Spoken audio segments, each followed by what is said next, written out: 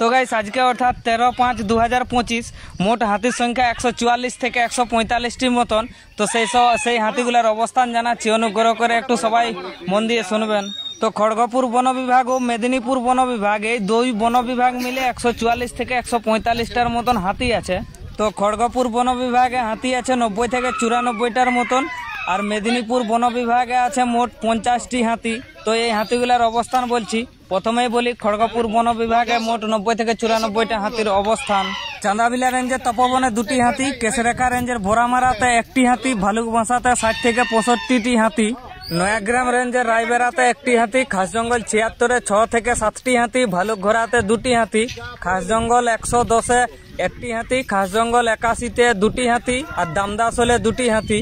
এরপর কলাইকুন্ডা রেঞ্জের বলছি, কলাইকুন্ডা রেঞ্জের ভালকিসলে 1টি হাতি, ইন্দখাড়াতে 2টি হাতি, বারডাঙ্গাতে 8টি হাতি। এগুলো ছিল খড়গপুর বন বিভাগের মোট 90 থেকে 94টি হাতির অবস্থান। তো যে সমস্ত এলাকার নাম বললাম, সেই সমস্ত এলাকার নিকটবর্তী এলাকাবাসী সবাই সতর্ক এবং সাবধানে থাকবেন, জঙ্গলে যাবেন না।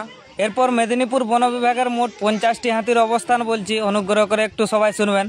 চান্দড়া রেঞ্জের আমগোবরাতে 2টি, চাউলপুরাতে 37 থেকে 39টার মতন হাতি, শুকনাখালীতে 1টি হাতি, পিড়াকাটা রেঞ্জের জয়নারায়ণপুরে 2টি হাতি, অর্জুনশোলে 1টি হাতি, জামিরগড়ে 1টি হাতি, আড়াবাড়ি রেঞ্জের টুংনিতে 1টি হাতি, লালগড় রেঞ্জের ঝিটকা 779-তে 1টি হাতি, আর পোড়াডিহা জেকে 785-তে 1টি হাতি, আর তালডাঙ্গাতে 1টি হাতি। এগুলো ছিল মোট মেদিনীপুর বন বিভাগের 50টি হাতির অবস্থান।